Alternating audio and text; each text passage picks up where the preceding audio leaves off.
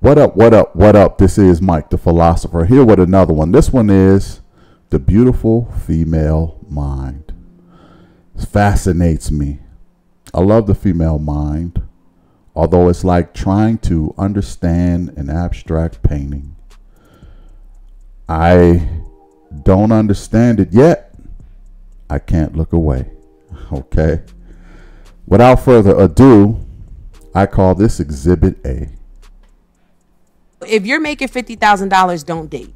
Ooh.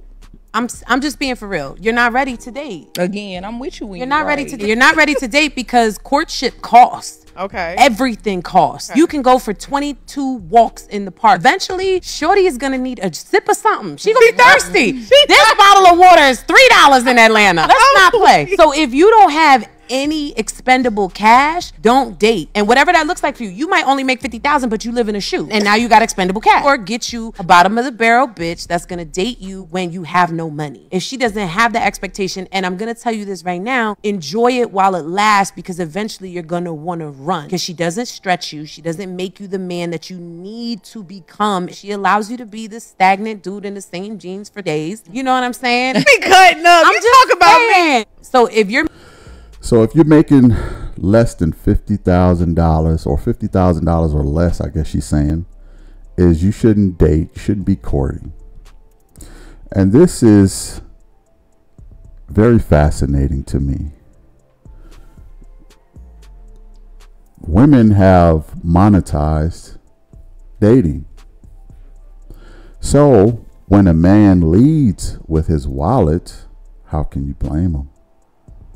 The women are leading with his wallet. So what is he to do? So if a man gets up on a lot of money, then what should he do? He should be dating all kind of women. He should run through chicks like Forrest Gump. Okay? Run, run, run. And why wouldn't he? Because if he has a lot of money, he's earned the right to run through chicks.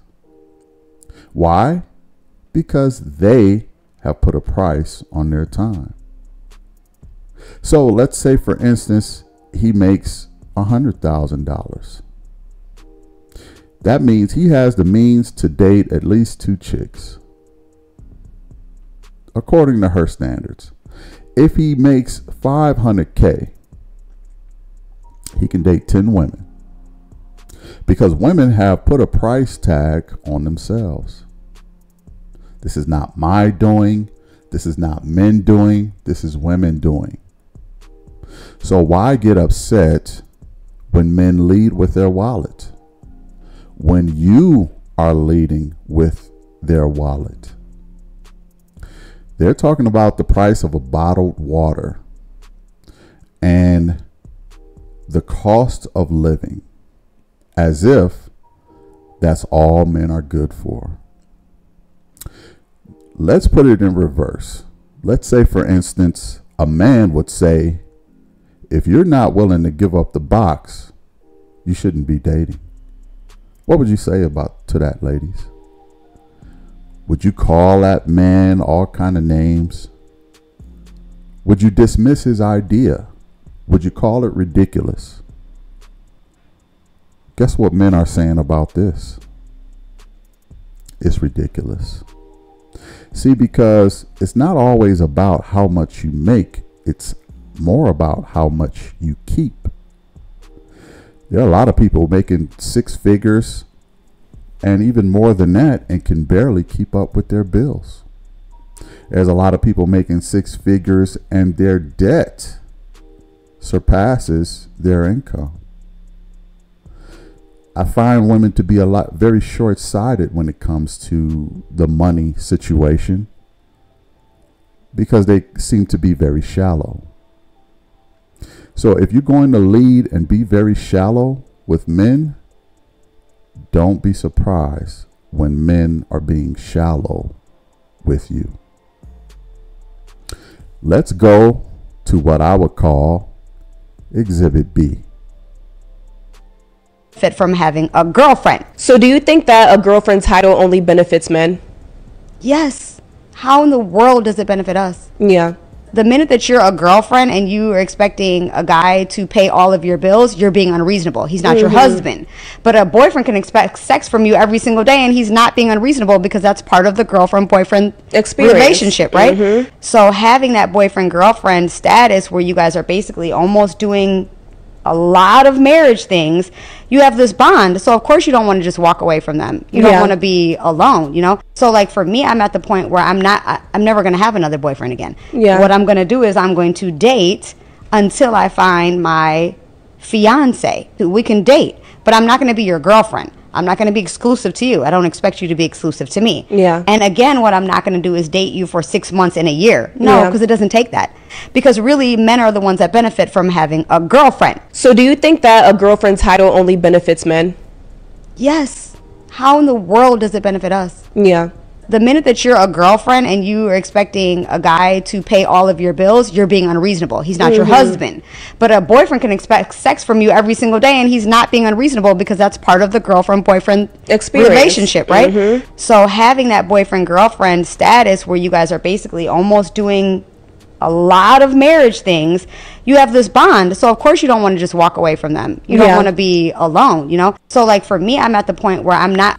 So she says she's at the point where she doesn't want a boyfriend. She's not going to get a boyfriend.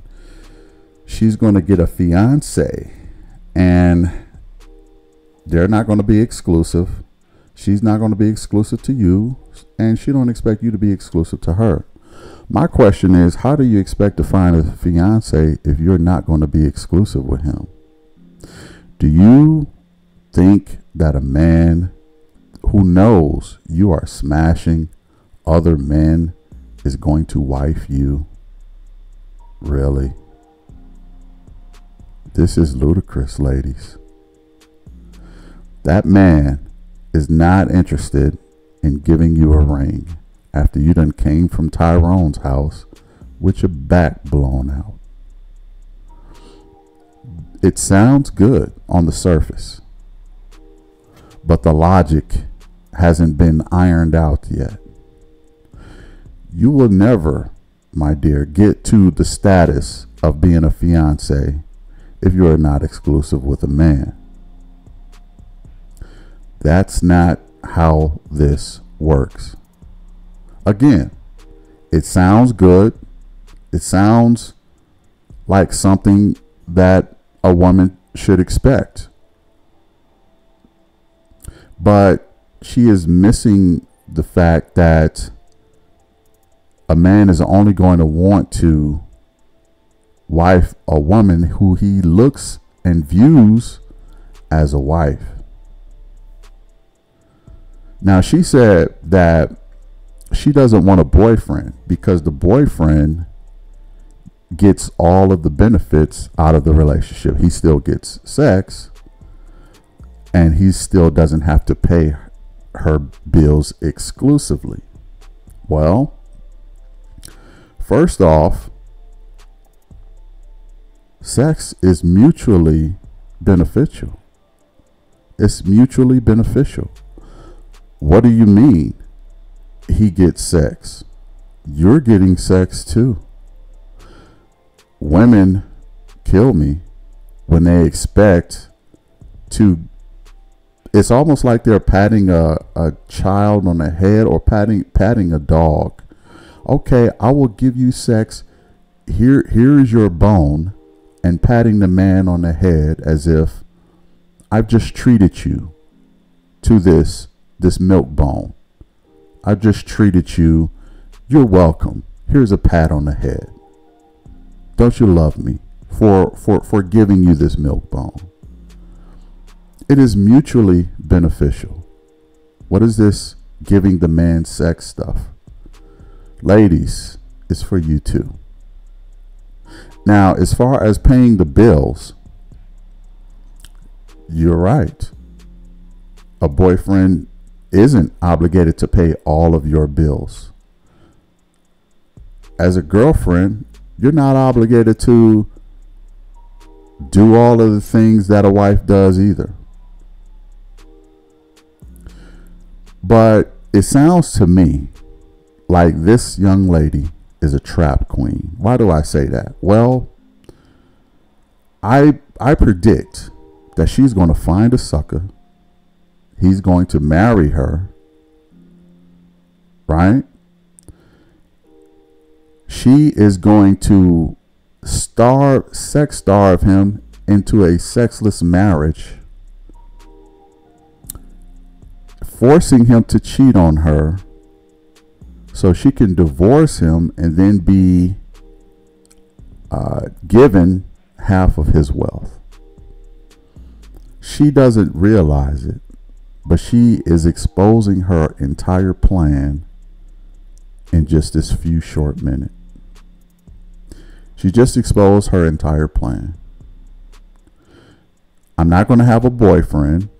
I'm going to find a sucker to be a fiance. We are going to get married. Sex is not very important to me, so I will have to give it to him to satisfy him. I will pet him like a dog whenever I need to, at least for the first year or two while we're in the honeymoon phase. After that, I will strike the other plan of starving him of affection. So he gets used to paying all of my bills. He is then forced to go and have an affair. I divorce him, split him from half his bucks, and now he's obligated to take care of me for the rest of my life. That's my pension plan as a woman. That is her entire plan. I would love to see who she picks as a husband and how it because it will end, how she ends up in another 5 to 10 years. I already know she's going to be divorced. I already know the marriage is not going to work. I already know he's going to cheat because she's going to sex starve him and he's going to be in a sexless marriage. She already views it as a favor to the man. So I already know what she's going to do. The female mind is so fascinating, y'all. Let's go on to the final stage of what I would call Exhibit C. And this is an interesting story. Let's go in. So he gets us there to this nice resort. When I got there, I was like, this shit is nice. Why is he putting us in this nice ass spot? Like, why is it so nice? You gotta watch out for that nice shit. When a man start making shit nice, he just trying to make you blinded by all. So we get there, boom, boom, everybody go to the room. He comes to my room, me and my homegirl, we getting dressed. I mean, we got a hot tub on our back. I mean, it's fly. So he comes to our room, he's like, hey, I gotta tell y'all something. I'm like, what? And he's like, well, you know, I've been talking, you know, I got a situation, this girl I've been dealing with, it's her birthday. I said, we're on her birthday trip? I said, so he like, yeah. So from here, when we leave out this room, everything is friends. Y'all, we get to the table, she has this extravagant dinner. She opened up Rolexes, y'all, shoes, shit. Let me tell y'all, I'm peeping the table. It's a long table. He's sitting at the end of the table with her, handing her all these gifts. But there's tons of other girls. I'm like, we don't know, nobody knows each other but two. Like, everybody came in twos, practically. Here, this was a twos. So we all in twos, and we sit at the table. Then after that, he ended up sending the girl back. We end up staying. Y'all want to know the end of it? It's so bad. It's so bad. The whole time, I'm sitting there like, she had a bitch. She had a Rolex. She had shoes. She had a bigger room than mine. You know what I'm saying? I done calculated everything. Y'all don't want to know what I did. It's bad. I'm even scared to say it, but I gotta say it. I fucked his son.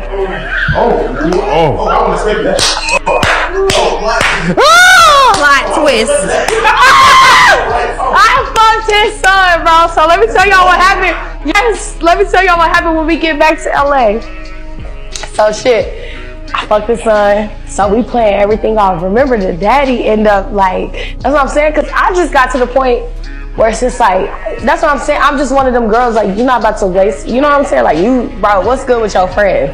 At this point, what's good with your son? Like, you got a son that's my age? Bye. Like, I'm off of it. The son was on it too, but the son's so oppy, bro. Like, so the son's so opt out. Like, he knew about the situation. He called me real mad one night. I was fucked up behind after the whole little party upstairs. It was fucked up. I was pissed. He told me to come to his room. He ended up, you know what I'm saying? But it was on some like, you know, and then I was like, fuck it.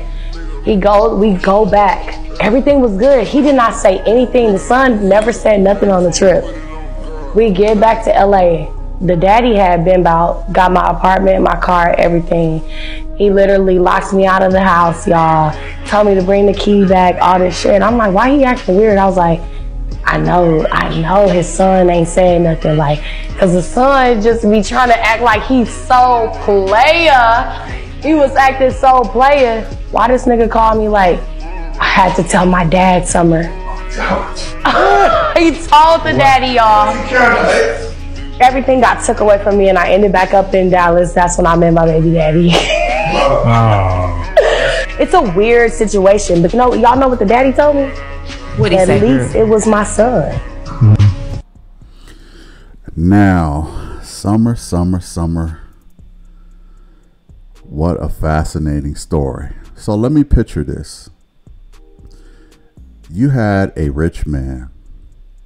This rich man is probably recruiting Instagram models to be his sugar babies. Why? Because he can afford it. He got it like that.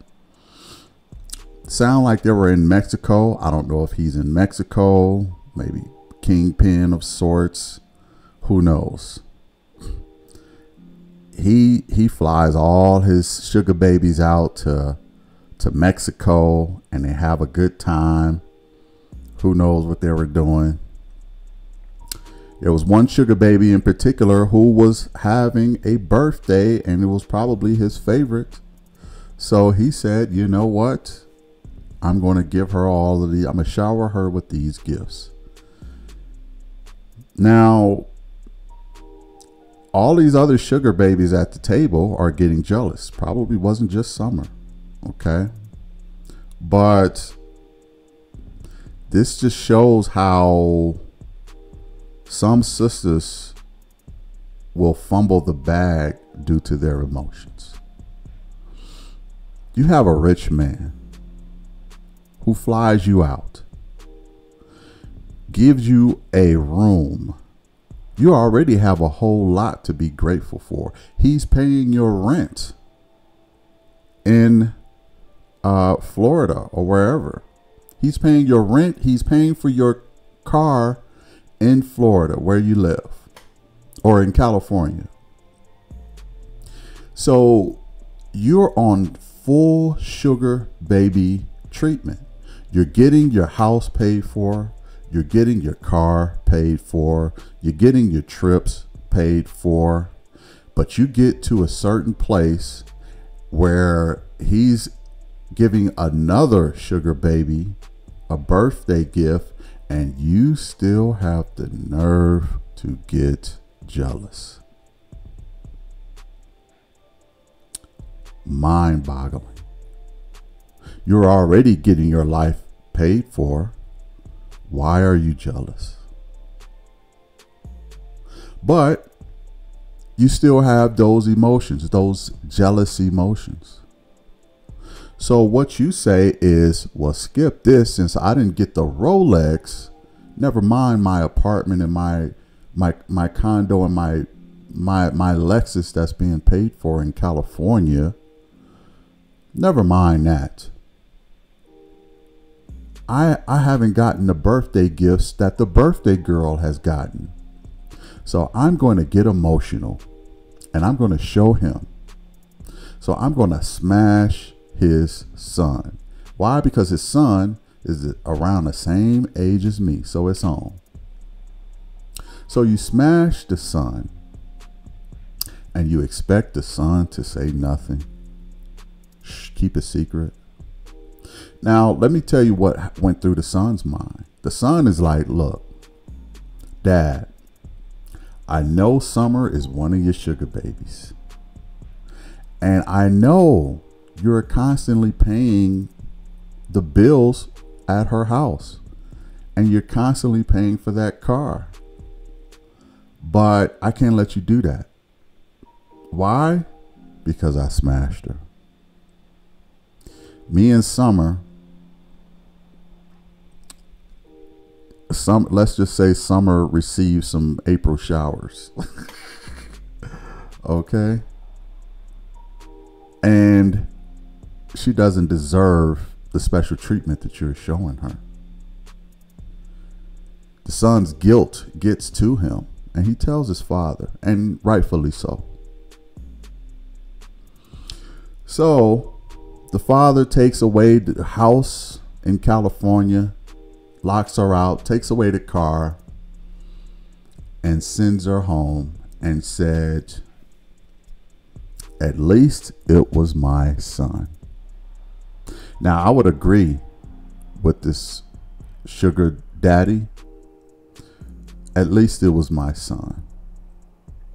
And to keep it real, he should have known that a 304 is going to be a 304. I'm sure his heart wasn't broken. I'm sure he purchased another sugar baby. The one who lost out the most was Summer, because she then had to move back to Dallas, where she met her baby daddy and is living a regular, ordinary life. So, congratulations, you played yourself, and you left a lifestyle all due to your own insecurities and jealousy. The female mind is a beautiful abstract painting. I don't understand it, but I can't look away.